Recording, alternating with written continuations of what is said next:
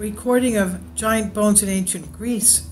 Giants are undoubtedly a mystery with tremendous appeal. It's not just ubiquitous mythologies that talk about them. It's not even the Old Testament that mentions them. There are many findings that from time to time have found and have come to light, while others have disappeared because that's what some people want. And of course, it's not just modern discoveries. There's also ancient texts that tell us about their own. So let's look at some.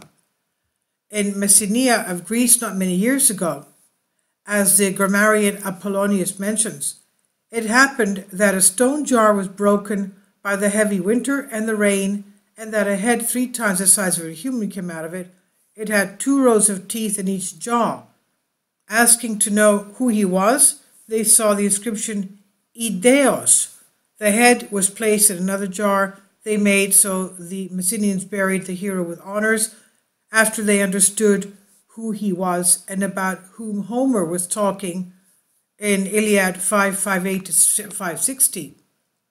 In Dalmatia, in the so-called Cave of Artemis, one can see many bodies in which the lateral bones are larger by about 8.5 meters.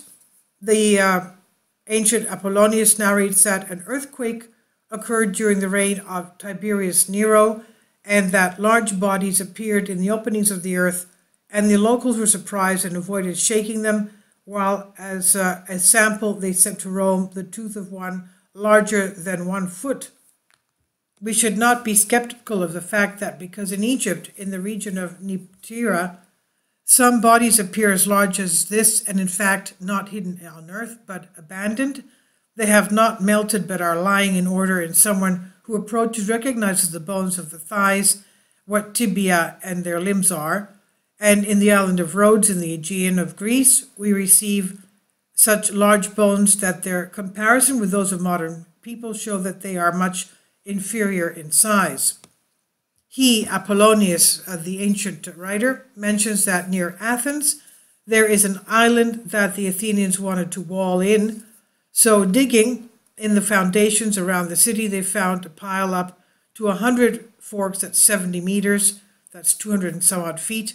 Inside the pile there was a skeleton of the same size, where it was written, "I buried Macroceris on this small island, having lived 5,000 years." So not only were they huge, they also lived 5,000 years.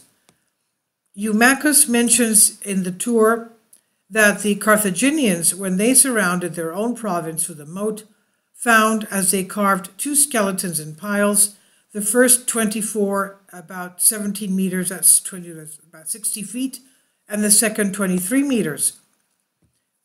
Theopompus mentions that Sinopeus in Periseismon, in the Cimmerian Bosporus, when there was an earthquake, a hill opened up and huge bones came out, and when they reconstructed the skeleton, it reached 24 bars. They saw that the barbarians of the area threw their bodies in the lake Miotiada. This is from the book The Paradoxes of the Ancient Greeks, Flames Excerpts, Cadmos Publications, and I've translated this for you from a Greek article. So we see that not only were they giants, they lived thousands of years. This was obviously giants from the pre-flood era. Please leave your comments, and thank you for your support. Kindly support my Patreon account. The daily posts are 5 videos daily, and they are totally different from what I have on my YouTube channel.